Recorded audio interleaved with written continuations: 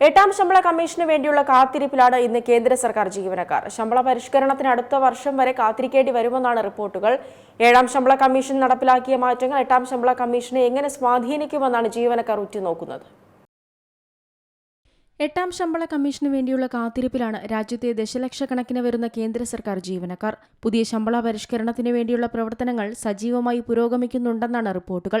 ജീവനക്കാരുടെ ശമ്പള വർധനവ്, ഫിറ്റ്മെന്റ് ഫാക്ടർ എന്നിവയുമായി ബന്ധപ്പെട്ട് ഭുവനേശ്വറിലും കൊൽക്കത്തയിലുമായി കമ്മീഷൻ പ്രതിനിധികളുടെയും വിവിധ സ്റ്റേക്ക് ഹോൾഡർമാരുടെയും ചർച്ചകൾ നടക്കുന്നുണ്ട്. ശമ്പള പരിഷ്കരണത്തിന്റെ വിജയം പെട്ടെന്നുണ്ടാകുന്ന ഒരു വർധനവിൽ മാത്രമല്ലെന്നും മറിച്ച് കാലക്രമേണ ശമ്പളം എങ്ങനെ വളരുന്നു എന്നതിനെ ആശ്രയിച്ചാണ് ഇരിക്കുന്നതെന്നും മുൻ കമ്മീഷനുകളിൽ നിന്നും വ്യക്തമാണ്. അതിനാൽ തന്നെ ഏഴാം ശമ്പള കമ്മീഷൻ നടപ്പിലാക്കിയ ചില പ്രധാന മാറ്റങ്ങൾ എട്ടാം ശമ്പള കമ്മീഷനെ എങ്ങനെ സ്വാധീനിക്കുമെന്നാണ് ഏവരും ഉറ്റുനോക്കുന്നത്. പേ മാട്രിക്സ് സംവിധാനമാണ് ഏഴാം ശമ്പള കമ്മീഷൻ കൊണ്ടുവന്ന ഏറ്റവും വലിയ പരിഷ്കാരം. അതുവരെ നിലവിലുണ്ടായിരുന്ന പേ ബാൻഡുകളും ഗ്രേഡ് പേയും നിർത്തലാക്കി ഒരൊറ്റ പേ മാട്രിക്സ് കൊണ്ടുവരികയായിരുന്നു. ഇതിലൂടെ ശമ്പള കണക്ക് കൂട്ടുന്നത് ലളിതമാക്കുകയും കൂടുതൽ സുതാര്യത ഉറപ്പുവരുത്തുകയും ചെയ്യുന്നതാണ് ഈ സംവിധാനം. മാത്രമല്ല, ഒരു ജീവനക്കാരന് തന്റെ വാർഷിക ഇൻക്രിമെന്റുകൾ, പ്രൊമോഷനുകൾ, ഭാവിയിലെ ശമ്പള വളർച്ച എന്നിവ കരിയറിന്റെ ഓരോ ഘട്ടത്തിലും എങ്ങനെ ആയിരിക്കുമെന്ന് ഇതിലൂടെ കൃത്യമായി മനസ്സിലാക്കാം.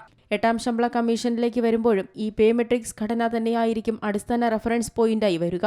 ശമ്പള പരിഷ്കരണ ചർച്ചകളിൽ എത്ര രൂപ കൂടുമെന്നതിലുപരി ദീർഘകാലാടിസ്ഥാനത്തിൽ അത് ജീവനക്കാർക്ക് എങ്ങനെ ഗുണം ചെയ്യും എന്നതാണ് പ്രധാനം. പ്രൊമോഷനുകൾ ലഭിക്കുമ്പോഴും മറ്റ് അലവൻസുകൾ നിശ്ചയിക്കുമ്പോഴും ഇതാണ് പ്രധാനമായും ശ്രദ്ധിക്കേണ്ടത്. ഇത്തരത്തിൽ ലളിതവും ഏകീകൃതവുമായ ശമ്പള രീതി കൊണ്ടുവന്നതിലൂടെ വിവിധ തലങ്ങളിലുള്ള സർക്കാർ ജീവനക്കാർക്കിടയിലെ ശമ്പള നിർണയ പ്രശ്നങ്ങൾക്ക് പരിഹാരം കണ്ടെത്താനാകും. അതേസമയം എട്ടാം ശമ്പള കമ്മീഷൻ 2026 ജനുവരി 1 പ്രാബല്യത്തിൽ വരുമെന്ന് പ്രതീക്ഷിച്ചിരുന്നെങ്കിലും ശമ്പള പരിഷ്കരണത്തിന് കാലതാമസം നേരിടുകയാണ്. റിപ്പോർട്ടുകൾ പ്രകാരം എട്ടാം ശമ്പള പരിഷ്കരണത്തിന് 2027 വരെ കാത്തിരിക്കേണ്ടി വന്നേക്കും. ഏഴാം ശമ്പള കമ്മീഷന്റെ പേ മെട്രിക്സ് പോലുള്ള മികച്ച പാഠങ്ങൾ ഉൾക്കൊണ്ടാകും എട്ടാം ശമ്പള കമ്മീഷൻ പുതിയ ശമ്പള ഘടനയ്ക്ക് രൂപം നൽകുക എന്നാണ് റിപ്പോർട്ടുകൾ. News desk, C Malayalam news. ഏറ്റവും പുതിയ വാർത്തകളും വിശേഷങ്ങളും വിരൽ തുമ്പിലറിയാൻ സി മലയാളം ന്യൂസ് എല്ലാ ഡിജിറ്റൽ പ്ലാറ്റ്ഫോമുകളിലും ലഭ്യം.